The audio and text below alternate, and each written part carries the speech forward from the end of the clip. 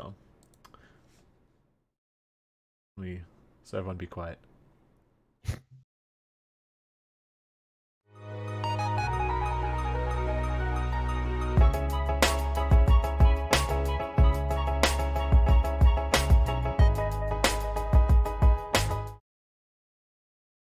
Hello and welcome to the latest edition of Anime Review, our weekly podcast that we do. Well, tends to be a weekly podcast, but obviously with all the things happening last weekend with Anime Expo, we didn't actually get a chance to talk. So now we're back though, and I'm Zach Reese, your host, and I'm joined by Deanna, Hey. hey, and Nushaw. Hey, Hey, so yeah, like I mentioned, a lot of us were gone for most of last weekend. Nusha, I know you were gone the very first day that they kicked that off. Or well, I should say, was it day one? Is Thursday? Yeah, day one, I guess, would yeah. officially be Thursday. Yeah. Then I joined Friday, and Deanna, you head up. You went there last Saturday. So yeah, I just want to kind of start off the podcast talking a bit about the stuff that we saw from Anime Expo, what got us interested, what got us excited, how much money we spent, which I think we all spent a good amount of money at the Uh, convention. So we shouldn't talk about that. no. Looking at my paycheck, it's just kind of sad. It's like money's coming, but I already used it all. So so Nusha, what were your highlights from Anime Expo this year? Just in general, like from all 4 days. Yeah. Like the what panels did you really like to did you really enjoy watching going to, and what stuff did you buy? I guess would also be important. Um, yeah, so I went to quite a few panels actually, because like you said, I went to all 4 days. Clearly the standout was the JoJo's panel. I'm a huge fan, and part 5, which they just announced for October, is one of my favorite parts. So uh, I didn't really mind standing in the hot sun for like 3 hours in that line to get in. Uh, but yeah, the panel was really cool. They brought on a couple of editors for the English version of the manga. They had some announcements, like they announced they're gonna start publishing the part 4 manga in English, and they announced it's going to be in like the nice hardcover and everything, like the other volumes that I've been collecting. So I'm excited for that. Um, they also brought out Naokatsu Tsuda, the director of the series, and they asked him a few questions. And the guy was really great. He knew how to like work a crowd. His answers were super funny. Got a lot of like insight into how the show is made and how they pick the music for like the openings and the endings and all that. And then, of course, they premiered the episode, and I was blown away. It was really, really well made. Animation was great. Music was great.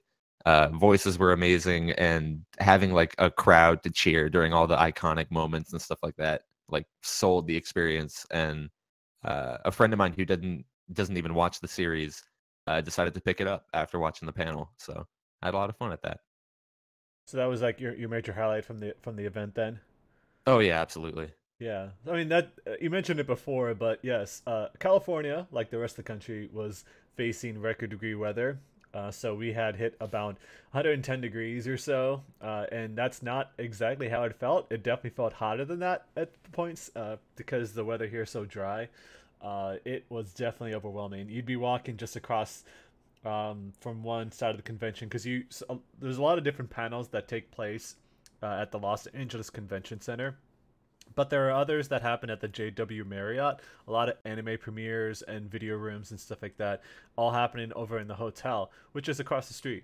And so trying to walk across and having to put up with all that unbearable heat was quite the chore. But Was a luckily bad we time. survived. Yeah, I think there were a bunch of people who got heat exhaustion, but that's also because they weren't prepared. I know people were wearing multiple layers for cosplay, and yeah, that seems like Yeah. a nightmare. People were definitely escorted out of that line. Oh, really? So people Yeah, that there were couldn't. people like passing out. Oh my God. Okay, that's Yep. But I was stronger. you've stood in your fair share of lines before. Uh, Only the strong survive. yes, that's I'm the definitely biggest. sunburned though. That's the like the biggest problem is that there's nothing really that the staff can do about that as far as having to make people stand in line, because you're talking about, they said over the course of the convention there was 110,000 guests, and so clearly they couldn't fit all of that inside there. And even if they couldn't, there was still a lot of people inside, and you could tell from the pictures that they were sharing online that I mean, obviously we were there, so we know firsthand. But it seemed like it was a huge safety hazard, like a huge risk in case anything happened. There'd be a stampede of people trying to run from one place to the next. Like it was kind of scary at times to see how many people were actually shoved in there, and they were trying to Hmm. kind of keep order. Like for example, going up and down the escalator, they had to take people, and people could only go in pairs because any more could have broken it. So I think that they really need to get a handle on things, but it looks like that next year, once again, they'll be at the convention center in Los Angeles. So I don't know what the plan is, but it kind of feels like they need to sort of cap it at a lower amount. What do you guys think? Uh, yeah, I would agree. I mean, every time I've gone, it seemed like the crowd and the population was kind of an issue, but uh, yeah, I'm confused. I don't know what they're gonna do for next year because it seems like it's only growing year by year, and Mhm. this year we were like bursting against the seams. So we'll see. I don't know. What do you Yeah, think? I agree. Mhm. It's just insane being in there and like being like sandwiched between people when you're like walking through the exhibit hall or artist alley. So, but I mean, at least they put the AC on blast, so it wasn't like too bad. But Yeah, Yeah, yeah. that's true. you could feel it as soon as you took a step outside. You could really feel it. Just like, all right, you can sort of feel the air conditioning because you're near the bag check area, and then as soon as you go a little bit too far, all of a sudden it's just a wave of heat. But that's also like the heat coming off the bodies, like all the body heat from all these people crowded into South Hall. And so I don't know, like maybe they'll like rent out another hotel or something like that for more space, but it's really hard to say what they're going to do about that. I mean, they're actually using Kensha Hall. That was the artist alley. That's a parking garage, and they turned it into the artist alley. So I don't know what else they could use from that space. But in any case, Deanna, what shows and stuff like that did you? What were the highlights of your trip? Well, my highlight, well, you're with me, Zach, but Caste Sun and Morning Glories premiere. Yes, yes. It was really, really good, and it was just so heartfelt, and the whole audience was really happy to see just a wholesome relationship between two girls, high school girls. So yeah, that was my highlight. Absolutely. That I felt the same way. Like you could really felt the swelling in your heart from just watching their interactions with each other. Like the things that stole the most was the reactions to each other. Anytime something happened, like the facial expressions, but also the body reactions. It was always fascinating to watch. And as you said, it made you feel really good. It was a very wholesome, very positive feeling episode that also kind of was sensitive about the topic. You know, they weren't trying to like lean into what other a lot of the shows try to do, which Mm-hmm. mean makes it like either very sexual or like fan servicey or really ridiculous like that. It's that they treated it with as much respect as you would with a typical relationship. Not really, I wouldn't say typical, but say like between a man and a woman, between a girl and a girl. It's like it can just be as wholesome as common as anything else. And I think that's it's actually kind of a cool thing because it feels like sometimes Japan doesn't always get that, and it seems like they really nailed it with this one. Yeah, I think the director, he was very interested in hearing what the US fans thought about the movie or the OVA. Yes, and it's got the best reactions was like when she heard that the other girl was inside the shower. She did like shoo, she like did this like running motion through the curtains, so like she's here. I thought that was great. But just yeah, it was like you had one that was very a very innocent girl that likes to uh plant she's in this kind of club sort of thing. I think she might be the only member, but she kind of tends to the garden around the school, and so she plants things but also pulls the weeds and all that stuff. And then you've got this other girl who's super popular, very athletic, who has this thing for her, and she makes this comment that she was kind of watching her all along like some kind of stalker.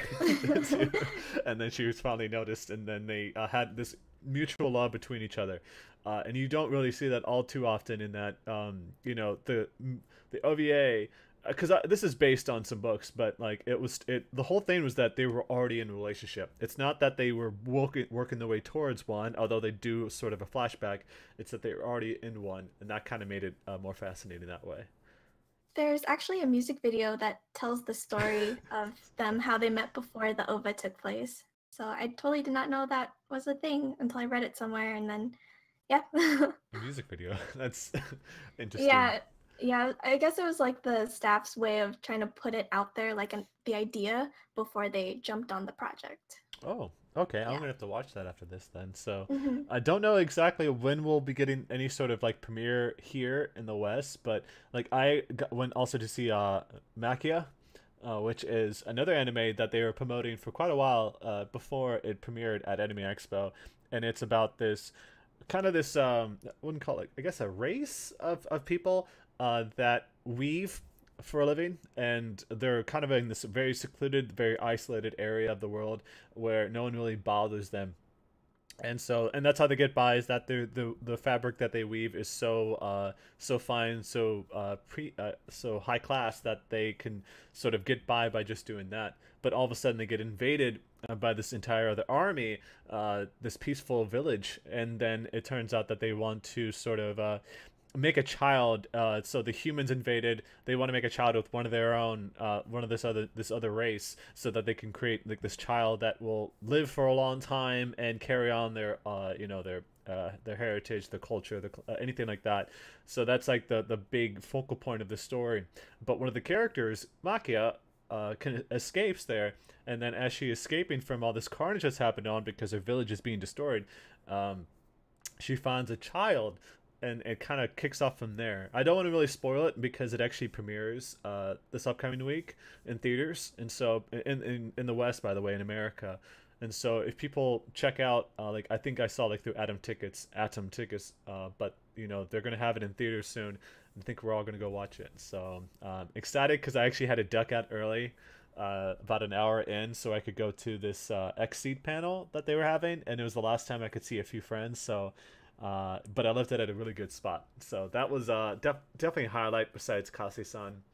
Um, and buying a bunch of shirts and posters and things like that. Like, spend a lot of money. That's kind of how Anime Expo, you've gone to a convention if you come away without half your wallet. So that was pretty great. I mean, I did a lot of coverage for RPG Site on the Twitter account. That's kind of the primary reason I was there, but it felt a lot more relaxed compared to E3 because you don't have to deal with deadlines and making articles and things like that. It's just social media coverage for the most part, and I think that's part of the reason why I think I like Anime Expo a lot more than E3. There's like this real sense of uh, togetherness, like this everyone is having a great time together, and just being very open and friendly to each other, as opposed to say like E3 where a lot of it's business and everyone is in the way of everyone else, and so everyone's trying to shove each other out of the way. And there's some really scary moments during E3 that I don't really want to go into, but it kind of made me realize that Anime Expo felt a lot better, even if there was like 2-3 times as many people compared to E3. So We are a peaceful people. yes. Are we though? I don't know. Depends. Don't know. I definitely bit some people in that line, I will admit. Yeah, as long as you're not like one of the first ones into the convention hall, to the exhibit hall, and then you'll be fine. But yeah, that's kind of been Anime Expo in a nutshell. Highly recommend anyone out there to go participate in it. It's always a lot of fun. Obviously, dealing with a lot of lines is a real pain, but if you're not always in it just for the panels, that you don't really have to worry about that stuff. You can just hang out with a bunch of friends, go to the different exhibit hall, go to the exhibit hall, go to the artist alley, check out Little Tokyo, which is always a blast. We didn't get a chance, but sometime we will. So that's always probably like the what would you call, like, it's like the not the Super Bowl, but like the Mecca of anime fans or something like that. The Super Bowl of anime. Yeah, if anything, it's like a bucket list if you're an anime fan to always go there. And so That's how sports work. Exactly. If anyone out there needs some like tips or anything like that, and how to join up with Anime Expo and have a good time, just let us know. We've gone there a number of times, so I think we're on pretty good authority there. So that's kind of it for the roundup for the past, though. Let's get into the actual anime, though, and recap the week. So, yeah, there's a lot more shows this season to watch compared to last time. And so let's get into kind of covering what remained from spring. So Deanna, of course, you have two more shows that you had to finish up before the end of the season, and you've stuck with it, I should say, with Darling in the Franks. So how did that wrap up? Oh, do I have to talk about it? I mean, if you don't want to like completely spoil Yeah, it, no. how about maybe your broad thoughts then instead? Uh, I mean, I'm surprised that they still kept up with the sexual innuendos. Are you? Like, oh, That's true. we are one and all that stuff, and I'm just like laughing and cringing at the same time. Oh. But yeah, it's. I guess. Do you guys care about spoilers? No, I mean, you gave us an Jesus, image this that's kind of a clip was spoiler. from. Yeah. Yeah. I didn't know this image was actually Darling in the Franxx. This looked like Digimon. Yeah, No. it did. So there's 02 in all her Frank's glory, Oh, and good she lord. just like manifests this big ass Lancer thing. But basically everyone gets a happy ending. People are having babies. Ah, yes. As you do. Earth is reborn. 02 and Hero, they do die, but they reincarnate like years later. And then let's see. I don't know, like I feel like a lot of people love it or hate this show like with a passion, because it's just so ridiculous, but still, I guess, addicting to watch at the same time. That's Trigger, yeah. though. Come on. Trigger is always about Yeah. innuendo and over-the-top craziness, and so I'm not too surprised about that. So yeah, That was kind I of it. mean, yeah, I didn't love it, but didn't hate it either. I was just kind of like, okay, so this is what the show's about. You stuck Kudos with for it, though. sticking with it. Yeah. Yeah. Yep. Well, then let's move on to another show that actually seemed to like get capped off really strongly because you really like to show the image of the last fight, To Be Harrowing. Yeah, so I didn't expect the ending to like go towards the Anohana route, and it was just like it was a lot of action, but then suddenly there were a lot of emotions, and everyone's crying and like saying goodbye to Hikaru, who's the one in the center, the one who's saying, "I won't lose. I have my friends with me." And so it kind of also had that shonen line where my friends are my power. But it was the last episode, it was just it was a lot. It had a Deus Ex Machina kind of ending where like it seemed like everything was hopeless, but then obviously those people right there, the speak cloths, they manifest and just like beat the shit out of that old dude. That was insane. I was watching that. Yeah. I was like, wow. Yeah, so the animation is really awesome, for it being like a Chinese studio and Japanese collaboration. But yeah, I really enjoyed the show despite its like ridiculousness and then emotional beats.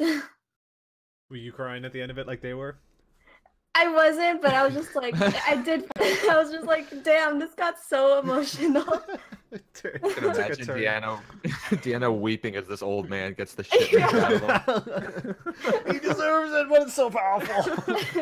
So many friends, so much power. There's so much death, so much old people getting beat up. Oh, it's so good. Oh my gosh. Yeah, I mean it definitely seems like a show to watch because you've only spoke highly of it, and so it's definitely one of those ones that I want to watch. I'll probably have to tack it on to other shows that I'm watching, but that's good to hear that at least that one seemed to have constant strengths instead of Darling in the Franxx, where it was a bit of a mixed ride. Mm-hmm. Yeah. So. Although there was a magical girl, like she like slipped in there, and I was like, wait, I don't remember seeing her. So I guess they like cut that out for the international release. So I guess that's my only problem, just them cutting out certain things. That's kind of interesting why they would do something like that, but I don't know, can't really describe it. Well, then let's move into a show that we all watched, Hanibado. And so, you two, of course, have seen the first two episodes. I actually caught a little bit of the third one because it aired a little over an hour ago, and I was waiting for Nushaw to wake up. So I was like, oh, might as well. Wow, called out. Call out Call culture. your shit. That's how it is. Okay. We don't hide I have things no here. thought. I have no thoughts on Hanabado. Move on. Okay, fine. Well, I want to talk about it then. Because Actually, I kind of want to discuss the fact that this show is already really strong. I think that so in the last episode, last edition of our podcast, we only got to cover the first episode, of course, since last weekend was the second. But we were talking about how we were somewhat concerned that the second episode wouldn't be able to keep up the animation quality because the first one was so strong in that regard. But it definitely carried through to the second episode, and so far in episode 3, because I only watched about the first half of it, less than that actually. It also continues it, and I'm happy to see that, because if you're talking about a show that's only 12 episodes long, even by now in the third episode you could see like the sort of the barriers, like the lengths to which they could go with their budget, but for what it's worth, I felt like it's still carrying it through. And it's actually kind of interesting because so the first episode was all about, establishing the characters themselves, obviously, as you do in the first episode, and the conflict between these two characters. The second episode took it was a bit of a turn for Aragaki, who's the one on the right, and Hanasaki is the one on the left. We're streaming this, of course, this audio podcast. I wouldn't be able to tell, but the Aragaki is the one with the short hair, and Hanasaki is the one with also the short hair, but she's the short girl that they have a fight with. The second episode, Aragaki took a turn and became better as a result. She figured out that she's got such a strong passion for badminton that she sort of that she let those feelings, her emotions, take control of her. And it wasn't until they met the coach, who kind of understood where she was coming from, that she realized what she was doing. Which is kind of funny, because even in the first episode she was addressing that, but it wasn't until the second one that she sort of had like that epiphany moment, I guess. That she was such a such a hard worker that it kind of consumed her. Third episode is getting into Elena, who's the friend of excuse me, Hanasaki. So I'm glad at least that they're focusing more on the side characters too. So it's not just the people that are on the team; it's her friends and whatnot that also going to get their time. So, what was your response to this, Nushaw? These past couple episodes? I immediately fell in love with it. I think I talked about it before, but I love sports anime because of the themes of like characters just trying to get better at something they're really passionate about, and then the roadblocks that like naturally hit you on your way to getting better. And there's very, very clearly a binary setup in this show between people with talent and people without. Yeah. And I think that's very true to life. Like when you're very passionate about something and you're working towards something, that's always like a cold, hard truth you kind of need to run into, is that talent does exist. But that doesn't necessarily downplay all the hard work that you put in. Episode 2 was also really interesting because we found out that Nagisa actually suffered from the same issues her rival did, where she was told that she only succeeded because of some predisposed advantage she had. And then even now you kind of realize that she kind of held on to that, and it was impacting the way she played. And only until she played against the coach did she realize that she was kind of subconsciously holding herself back out of fear of failure, of like hitting the net when she used her so-called invincible smash, which is like the only thing she was good at in the game apparently. So I was really, really impressed. Animation was also amazing. I love the music. And if they continue with this kind of character development, I think it's going to be a really strong show throughout. So I'm excited. Yeah, it's definitely about her using her hide against her enemies, her opponents, I mean. Deanna, what was your thoughts on this? Because you caught up and you're now current with the series as well. Yeah, I really appreciate the strong female cast, and it takes the sports seriously instead of resorting to fan service like some other shows that are premiering this season I too. wonder what you're talking about. I'll talk about that. But yeah, it's like fluid animation. You can see like the muscles on Aragaki and the sweat that's like dripping off of everyone. It's a very sweaty show, I'll say. Yeah, so I'm like, wait, do people really sweat that much playing badminton? But yeah, it's also interesting to see that the badminton club has guys, but they're kind of just like in the background. And then I think what I really like about the show is the audio usage. You could hear like every sneaker squeak and then like the sound of the racket hitting. It feels like very palpable. So I thought that really made watching the show so good.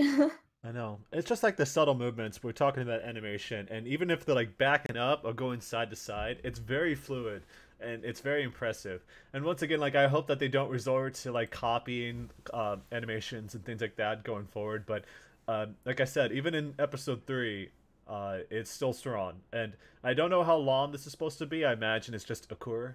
But you know, there's already other characters that they're bringing into the fold. Like the end of episode 2, you got the Desawa coming in, and so we'll have to see what happens to her. It's the pig. I already hate her. Twin tail. Yeah. The pigtailed girl. Yeah. Okay. Pigtail. Excuse me. Twin tail. Okay. Well, same thing. Okay. No, but there's a term for that. No. Yeah, it's so far been really strong, and I highly recommend anyone checking that out, even if you're not really into badminton, because yeah, they make it interesting. So that's kind of been the effect of that. So now that we've gotten some of our shows out of the way, Nushaw, what's Hataraku Saibo? I actually don't know what that is. Oh, I thought you were actually watching this. That Cells at Work. Cells at Work. Oh my gosh, Nushaw, why can't you be like one of us? Oh God, I'm sorry. God. Hold on. We're gonna type this. He's got to be so different. He can't just say Cells at Work. He's got to be like, let me see the Japanese name because you're a weeb. Oh my God. Let's call out. We can talk about Cells at Work because this episode was the last 2 episodes. In fact, they introduced the platelets, excuse me, and they're super adorable. Talk about this, Nusha. I watched the first episode. You haven't seen the second episode?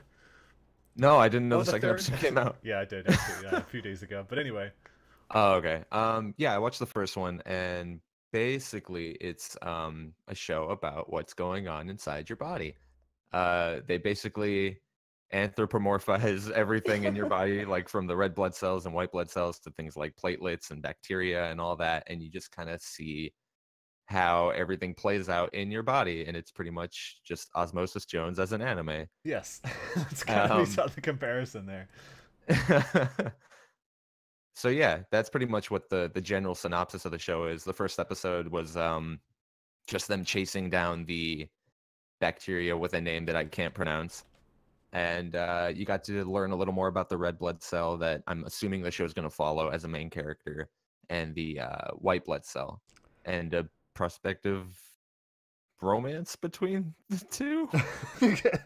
It's very educational because not only are they teaching you all the different parts of the body, but breaking it down by like the different types of bacteria that a body has, the effects on the body if you get so much as a scrape on your skin.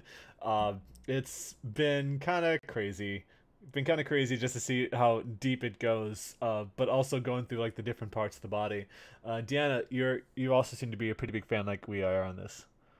Yeah, did you guys know that the director is the same one for JoJo's Bizarre Adventure Stardust Crusaders? I did not know that. So yeah, that's the director. You can kind of get the effect from the white blood cells, the way that they act. It seems like a JoJo character, so that works. The overtop reactions. Yeah, I love watching this because it's like edutainment.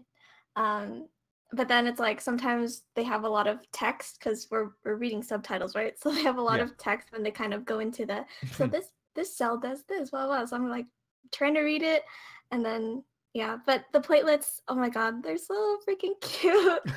And I'm sure you guys share the same sentiments, but yeah. And then the opening is sung by the main voice actors, so that was really entertaining. That's always the best. Always the best when they do that. But yeah, these platelets make the show even more entertaining. But I think so far, like all the different characters that they have, like I think what was it? Is it the spleen? The girls that the women who are like working at that tea shop or whatever. I think that's where that's located. Yeah, like we haven't seen them at all, and I'm curious to see because they said they're even stronger than the white blood cells. I'm like, in what way? So we'll have to find out. But yeah, that show Cells at Work definitely seems like it's going to be a big standout for the season. So. With that in mind, let me get back to one of my shows because mine continues on here. Actually, it's Gigigi no Kitaro.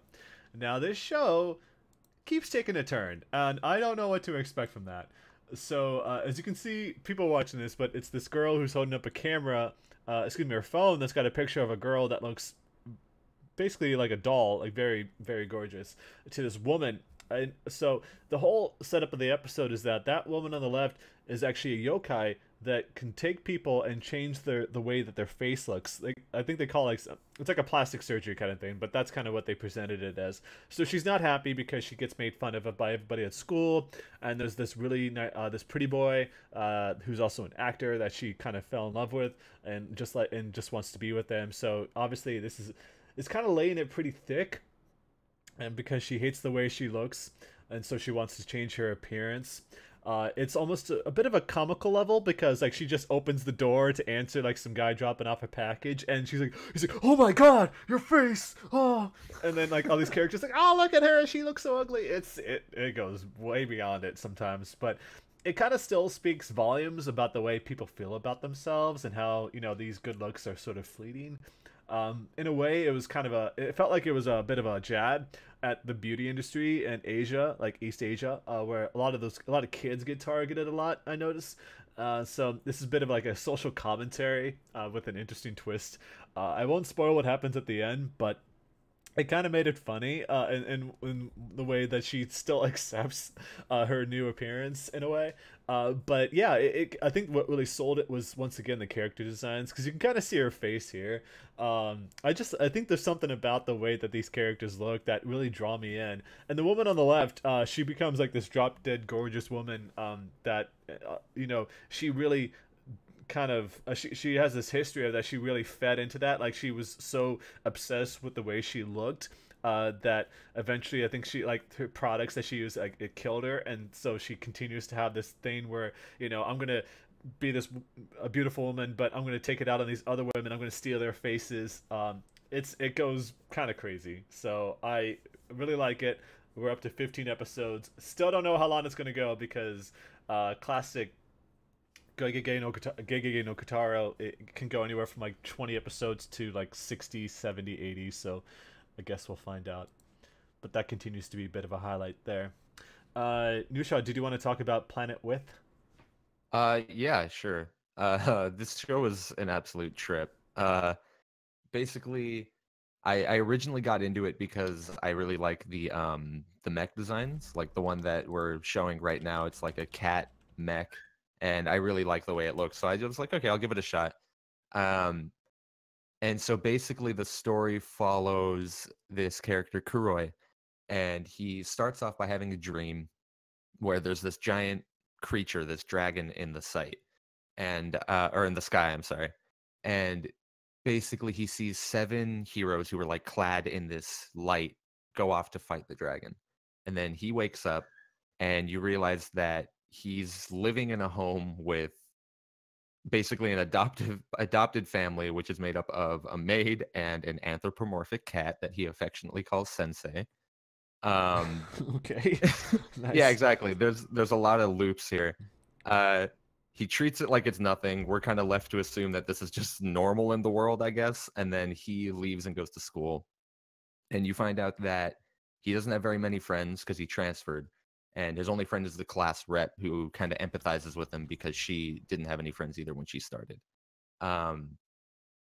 Later, you find out that he actually has amnesia, and he was told that there was a bad auto accident and that he lost his family and lost his memories from it.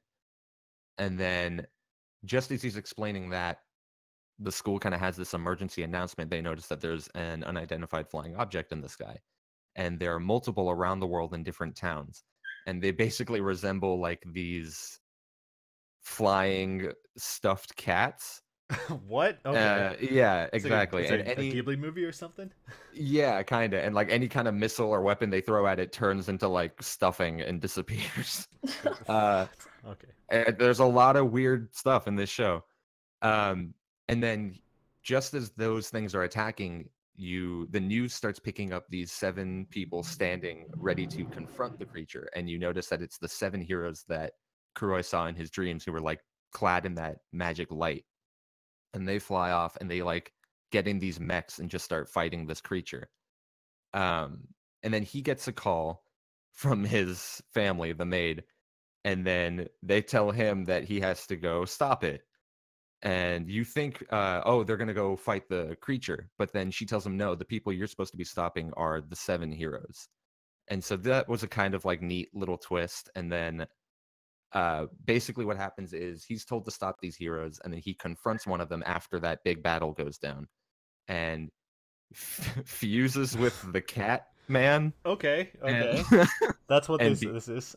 That's what the yeah, image we're looking at. and then he becomes that mech that we're showing on screen right now, and then fights the leader of those 7 heroes, and basically takes this little necklace that he has that holds the source of his power that lets him turn into his own mech that he used to fight the creature.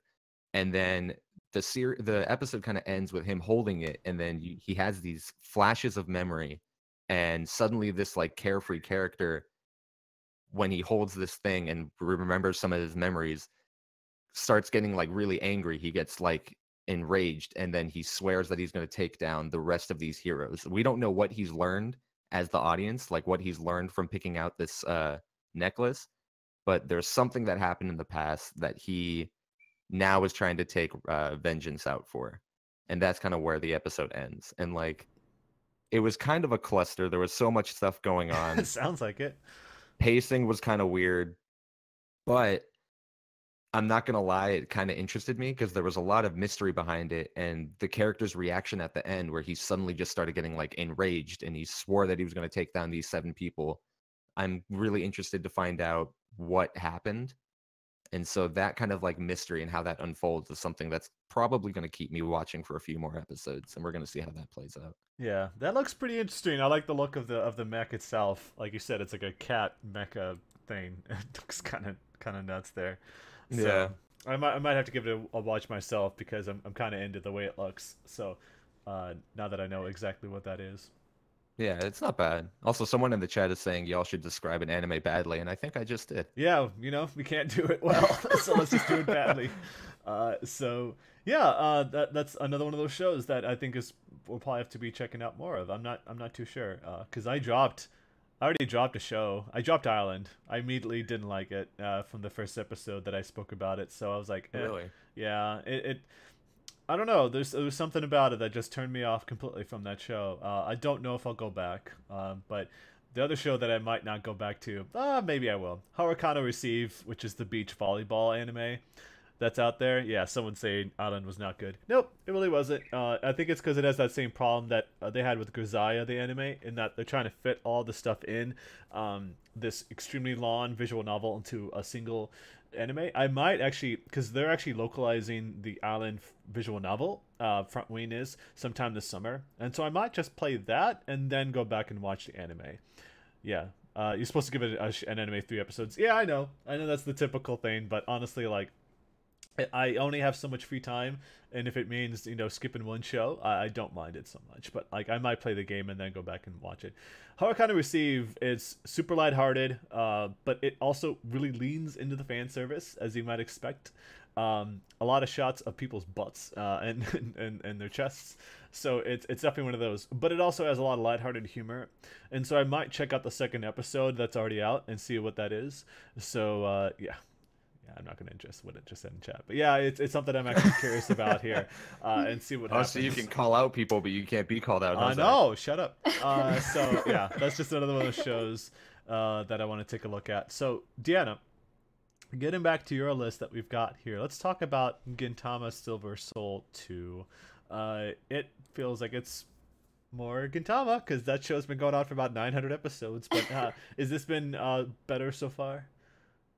Well, like in that picture you see there, in Gintama fashion, they kind of just do a parody of something that's going on in like Japan right now.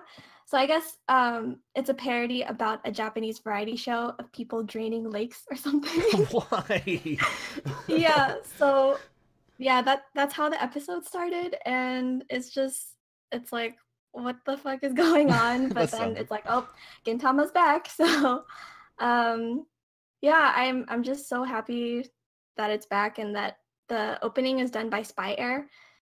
So you can kind of feel like the nostalgia kicking in too, because they've done a lot of previous openings for the show. Yeah, I've heard the name. Yeah, so the first episode is just basically a quick recap of what happened in the season before, and then it just yeah, it's just building up to the final battle, and it's getting more intense and serious. So yeah. Yeah, Katama's wrapping things up. It's been going on for so long. It's kind of crazy to think that it's actually going to be ending here pretty soon. But I actually wouldn't say never say never, because sometimes they come up with an excuse and bring it back anyway. So I guess we'll find out. Let's also talk about Homes at Kyoto. So Homes of Kyoto is actually the name of it. I messed up the name of it, but how's that show been going? Because I know you were looking forward to it. Yeah, it's basically watching Japanese art history.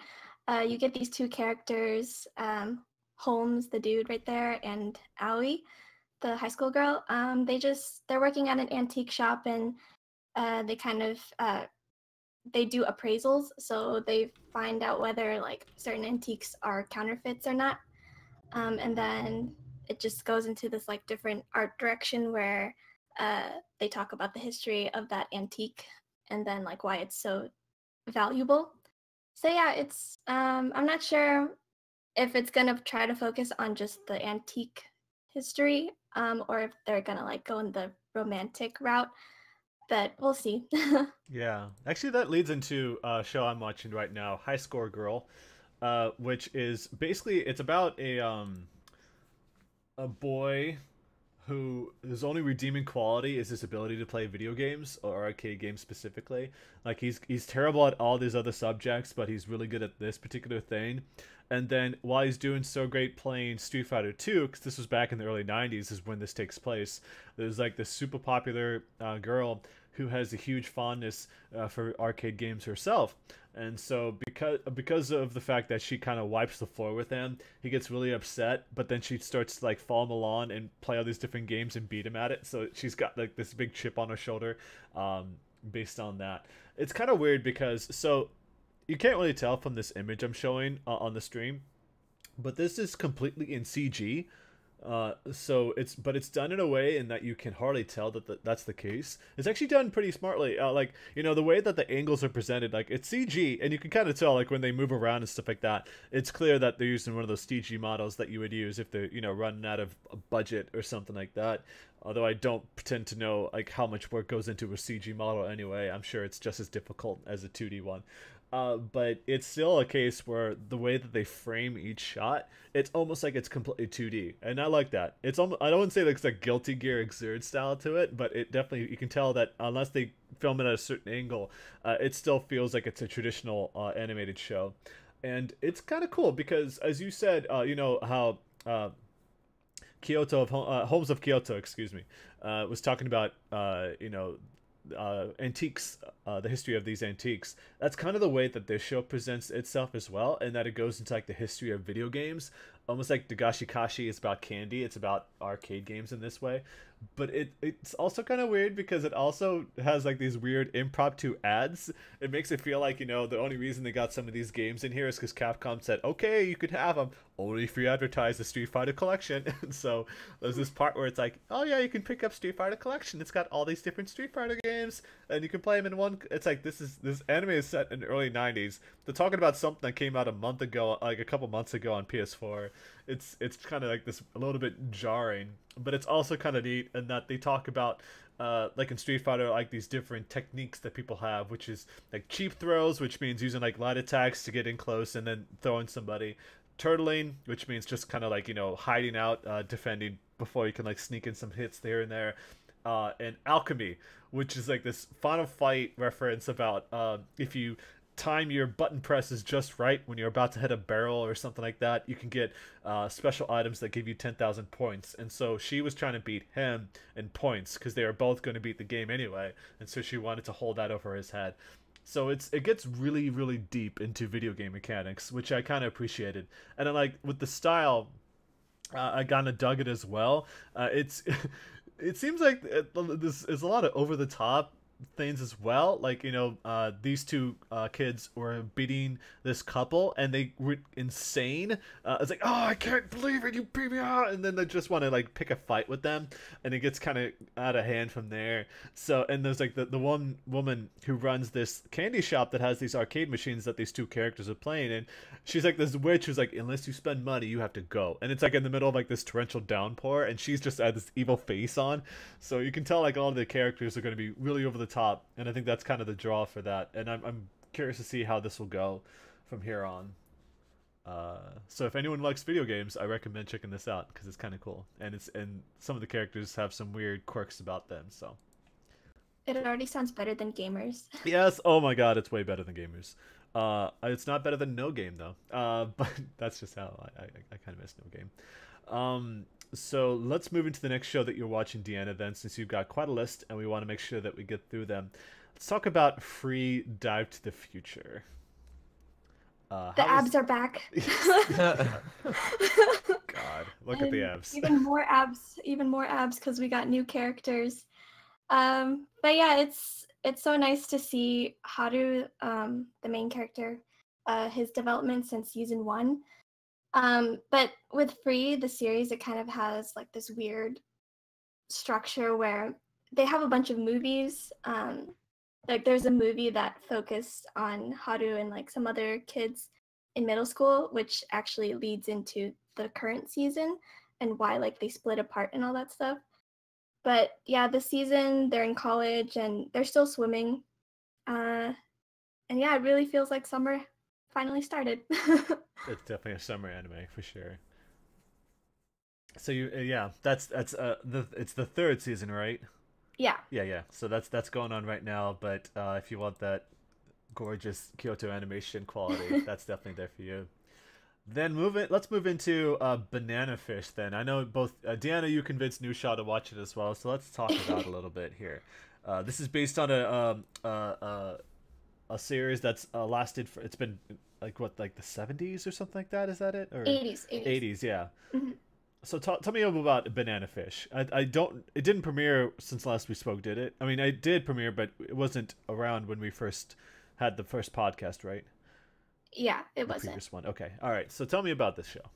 So the director is actually Hiroko Utsumi, who actually worked on Free.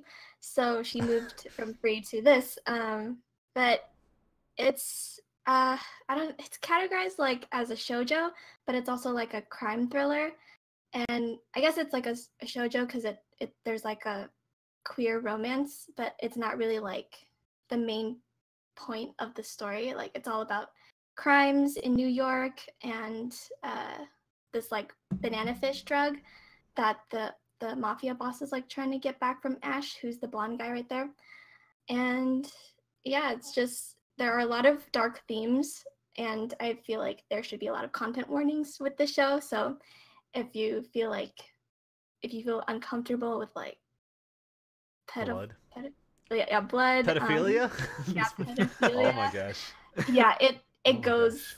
it goes there pretty quick. So Oh wow. It's Okay. like your thing was so innocent compared to what was actually in the show. It's Yeah. subverting expectations because it didn't look like Oh, it had any of people that get hurt? content.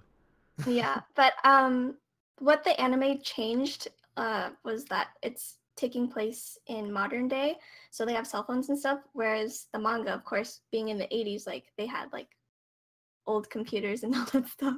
Sorry, there's probably like a name for it, but I wasn't born yet. Oh, Old what computers. if only.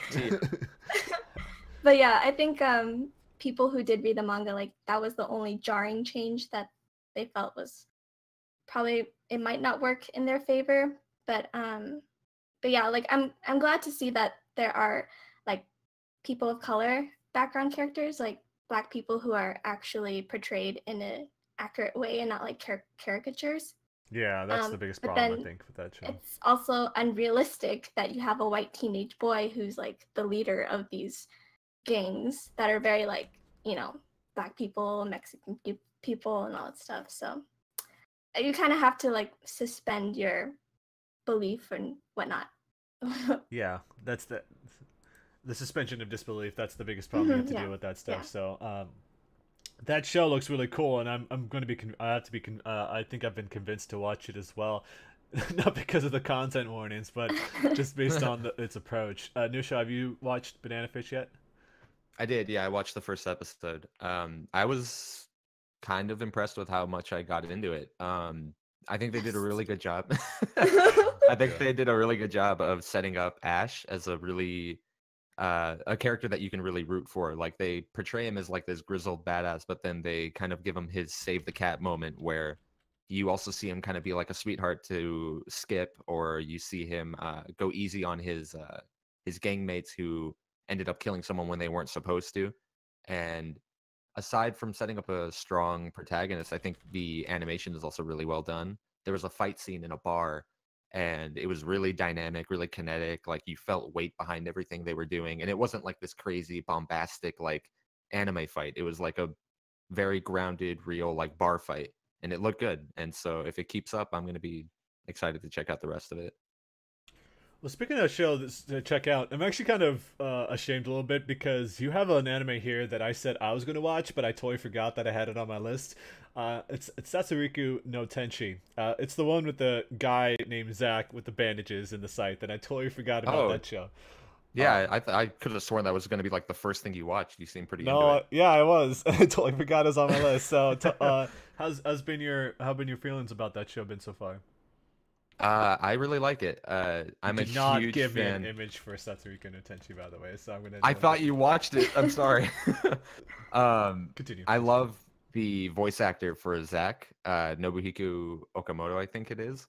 Uh, they like the screech laughs. Do you know who he is? It's like I think it's the guy who does Bakugo. If you ever watched Index, he also did Accelerator, and he's like known for like his over the top screeching laugh.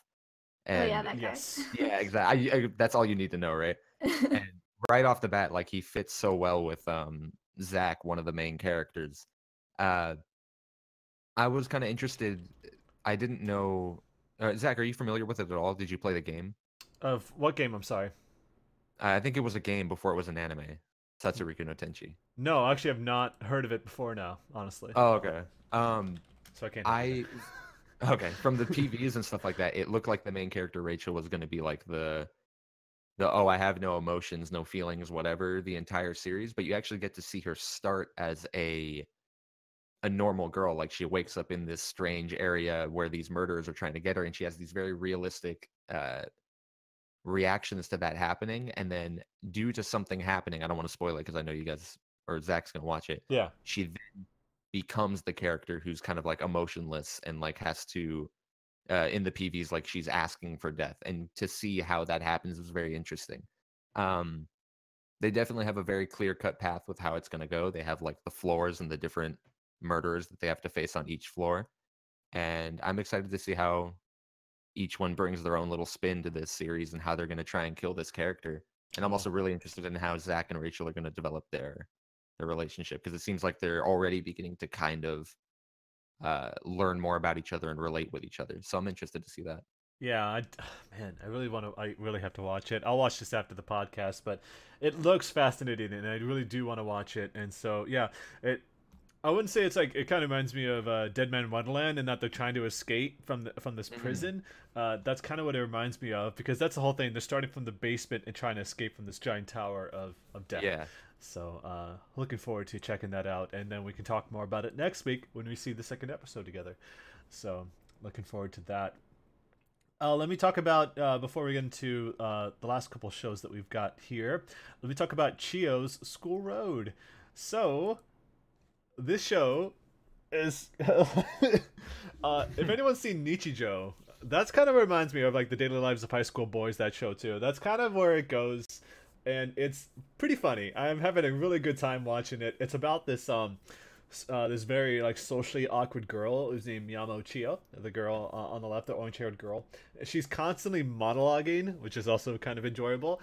So she's always thinking about what's going on. So the whole approach of this anime is that Chio likes to play a lot of video games, and so she stays up pretty late. Get the hint, Nushaw. So what happens is that she wakes up, she oversleeps all the time, and then she has to kind of find a way to get to school. But even if she doesn't oversleep, things happen all the time as she gets to the school. It's kind of funny because at the gates, there's like this teacher who's standing there with his little kendo stick, and he's just standing there watching them walk in, and he's got some of the best reactions of the show so far. A lot of like grim faces, and he's like, "What just happened?"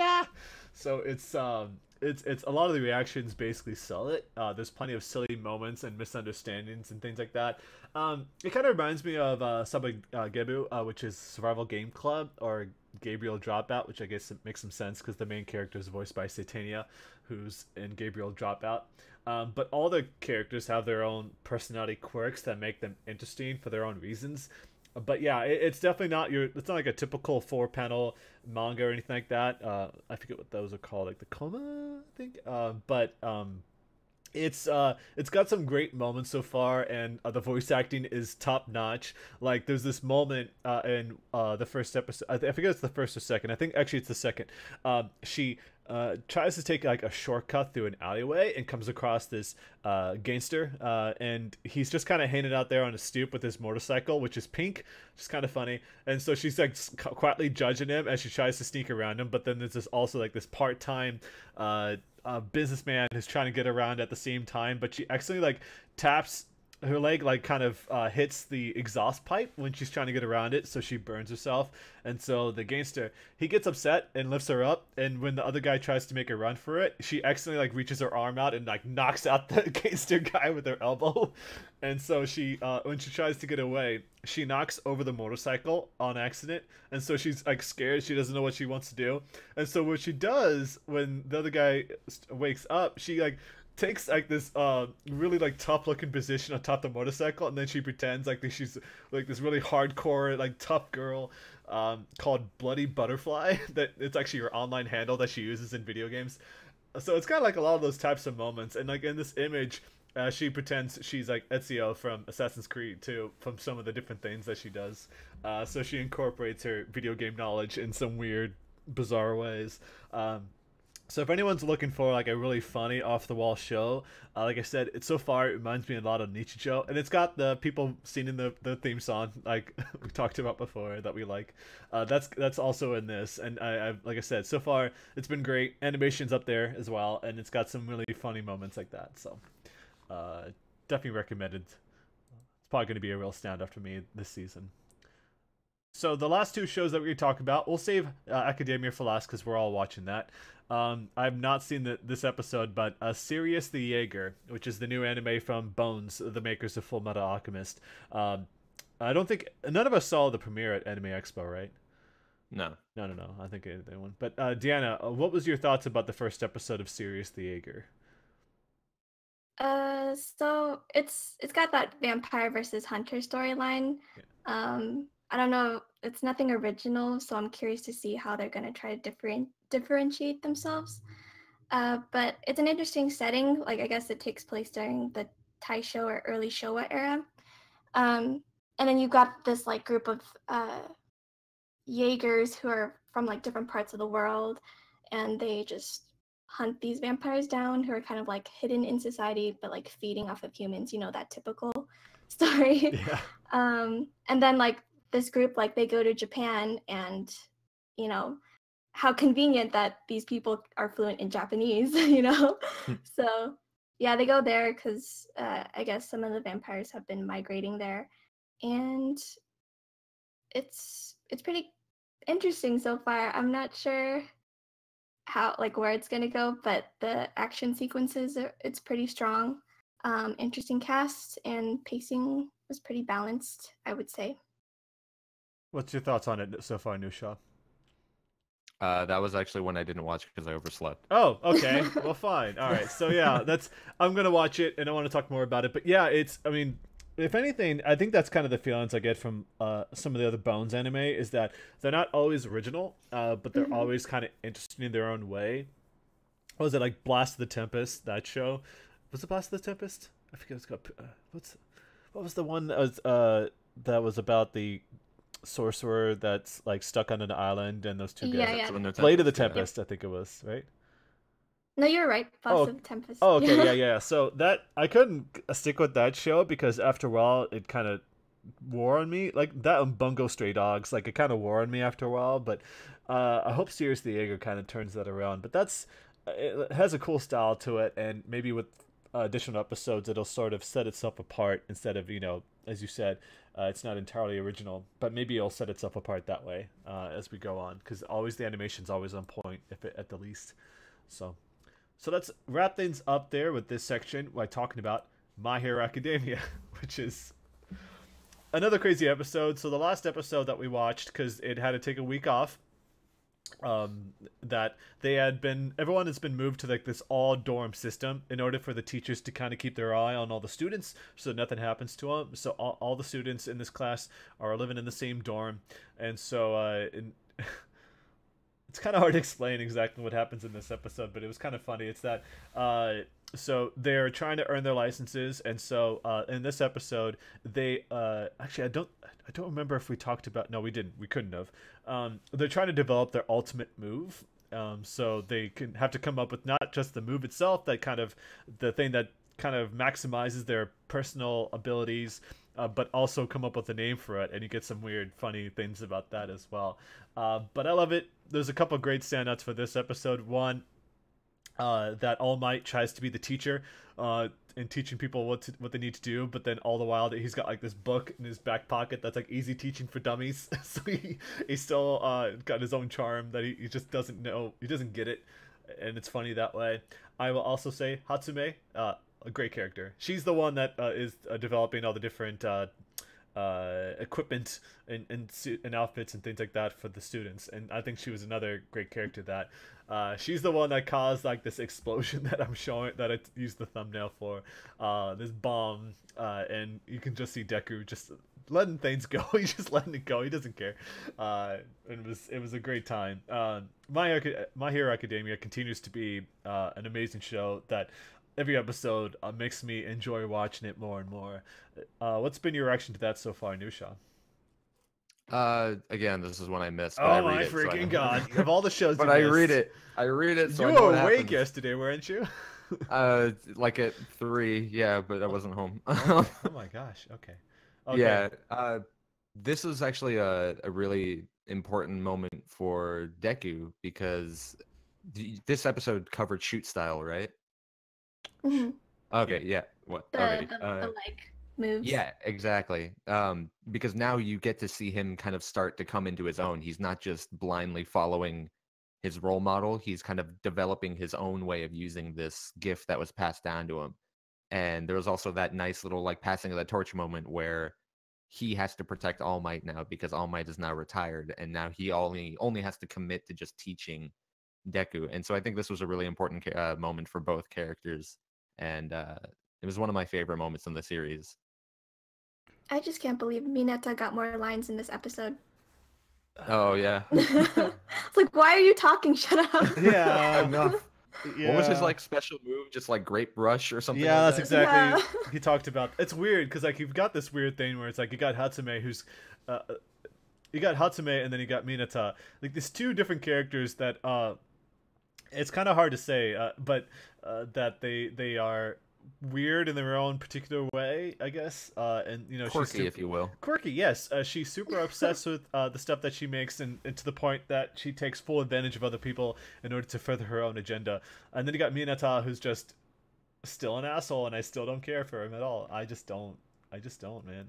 I seriously just hate that guy. But he had more lines in this episode, and you seriously wonder like why, how did he even get in this class? He should be in the second class or at the most. But you know, I think it's easy to dogpile on his character, and hopefully he kind of gets more and more into the background because I don't see him saving anybody anytime soon with what he does. But yeah, Hatsume saved this episode for me. Yeah. Yeah, I'm excited to have Mineta watch every week of this podcast. How many times did he show up, and how many times did you squirm in your seat? Welcome back. Oh. So this little perv. Yeah, this little asshole. So that's kind of been the wrap up from this week. Yeah, there's a lot of shows that we're watching now. So that's just been, there's so much to see. hopefully some of these shows people want to check out. But yeah, it's been a great time. Some of these shows are not on Crunchyroll, so it's been kind of a pain to try to find them. But we'll continue to watch them and share what we think. So let's move into the last section. It's actually not that one. It's Trigun.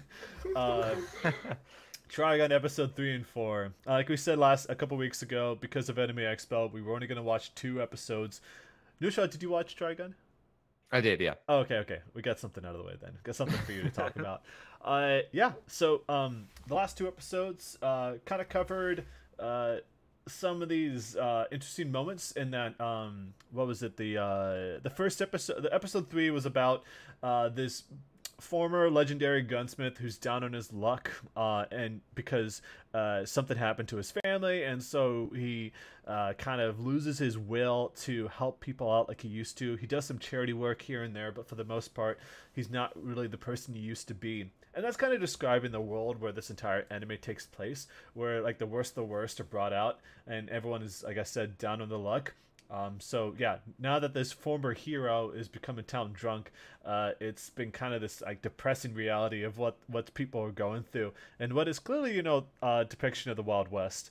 So that's kind of how it is, like this town that's thinks it's self-sustaining and can handle itself without the need for any politicians or sheriffs or anything like that. They obviously put themselves in a place where they're vulnerable to attacks from others. And then episode 4 focused on this really well-off lady who's the daughter of the person who runs the town.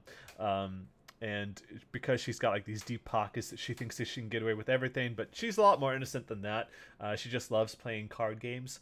But then she gets taken hostage from these bandits in order to blackmail all the money out of their pockets and make off with that stuff. But there's a lot more going on there. So I don't know about you guys, but it definitely seems like we're getting into it, because I hear that the show could get pretty serious, pretty dramatic. Kind of reminds me a little bit like Cowboy Bebop, and that after a while it takes a turn. But so far it feels like we're going in that direction, and I'm becoming more and more encouraged to watch the show. Like I'm more engaged with what's happening. How about you guys? Yeah, I totally agree. It seems like slowly but surely we're getting into more deep and kind of darker subject matter. Like both of these episodes, they both had something to do with this like concept of balance. Like in the first episode with the gunsmith, he was mentioning that he armed his entire town to protect themselves, but it was those guns that ended up taking his family away from him. And so he mentioned that you can give people something, but there's always going to be something to be taken away. And then that same message of like balance showed up in the other one, where these I forget what their complete backstory was, but the bandits or like the blackmailers, they have like their land taken, or they were taken advantage of by the people who came in and started running the town. Yeah, and so they weren't just looking for money, they were looking for revenge against this man who came and exploited them for their worth. And so I'm interested to see if that message kind of carries on for other episodes, or if we're going to get into other messages and themes. But regardless, I'm excited to see like the subjects getting a little more serious and dark, and I'm excited to learn more about Bash. Yeah, he's definitely not exactly the character that you think he's portrayed. Like he feels like he's a goofy guy that he's only lived this long because he's lucky, super lucky. But he also cares about the stuff that's happening around the towns that he visits. What about you, Deanna? Yeah, it seems like the show is shaping up to be where like we're going to be meeting a bunch of side characters who will help like shape Vash's character or like reveal more of his backstory. Which kind of reminds me of Gintama, because Gintama, like there's a bunch of side characters, but it kind of helps audience viewers like learn more about Gintoki. But yeah, just Vash being, goofy, and then you have that like scene of him wearing like a trash can lid, Yeah. while he's like trying to like coolly walk into the fray or whatever.